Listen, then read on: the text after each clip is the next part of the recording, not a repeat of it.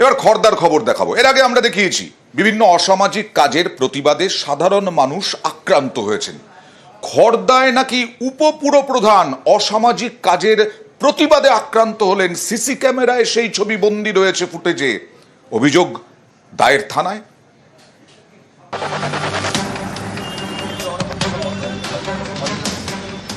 অন্যদিনের মতো বসেছিলেন পার্টি অফিসে। সেখানে ঢুকে খড়দার উপপুরপ্রধান সায়ন মজুমদারকে হেনস্থা দুষ্কৃতীদের। এখানেই শেষ নয়, প্রাণে মেরে ফেলারও হুমকির অভিযোগ। আমাদের সঙ্গে সিপিএম এর লড়াই হচ্ছে, আন্দোলন হয়েছে, সেটা রাজনৈতিক হয়েছে।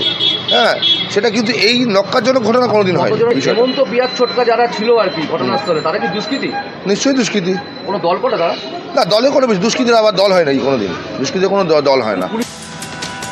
পুরসভার 12 নম্বর ওয়ার্ডের তৃণমূল কাউন্সিলর খড়দার উপপুরপ্রধান সায়ন মজুমদার শনিবার রাতে বসেছিলেন দলের অফিসে। সেখানে ঢুকে হেনস্থা ও প্রাণে মারার হুমকির অভিযোগ।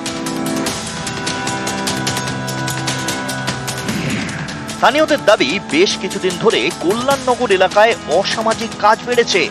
সাট্টা জুয়া থেকে শুরু করে তোলাবাজির অভিযোগ উঠছে। এর পেছনে রয়েছে হেমন্ত মণ্ডল, ছোটকার মতো কয়েকজন স্থানীয় দুষ্কৃতী। এইসব অসামাজিক কাজের প্রতিবাদ করেছিলেন খড়দার উপপুরপ্রধান। অভিযোগ, এর জেরেই হেনস্থার মুখে পড়তে হয় সায়ন মজুমদারকে। চড়াও হয় দুই দুষ্কৃতী, হেমন্ত ও ছোটকা। হেনস্থার পাশাপাশি প্রাণে মেরে ফেলারও হুমকি দেওয়া হয় বলে অভিযোগ। তাও তো অ্যান্টি সোশ্যাল। অ্যাকচুয়াল হচ্ছে খড়দার সামগ্রিক টোটাল মানুষ, এখানে সব সুবুদ্ধি সম্পন্ন মানুষ থাকে। শহরা বাজারটা জুড়ে এদের হচ্ছে সন্ধ্যেবেলাতে মদ্যক অবস্থায় ঠেট্টা মারে দিয়ে দেয়, একে চর মেরে তাকে চর মেরে পয়সা নেওয়া, এর প্রতিবাদ করাতেই। সায়নদা প্রতিবাদী ছেলে ছোটোবেলা থেকে, খড়দার টোটাল আপামর মানুষরা জানে। এই ঘটনায় হেমন্ত, ছোটকা সহ 4 জনের বিরুদ্ধে রহড়া থানায় অভিযোগ দায়ের করা হয়। আমাদের সঙ্গে সিপিএম এর লড়াই হচ্ছে, আন্দোলন হয়েছে, সেটা রাজনৈতিক হয়েছে। হ্যাঁ, সেটা কিন্তু এই নক্কারজনক ঘটনা কোনোদিন হয়। হেমন্ত বিয়ার ছোটকা যারা ছিল আর কি ঘটনাস্থলে, তারা কি দুষ্কৃতী? নিশ্চয়ই দুষ্কৃতী।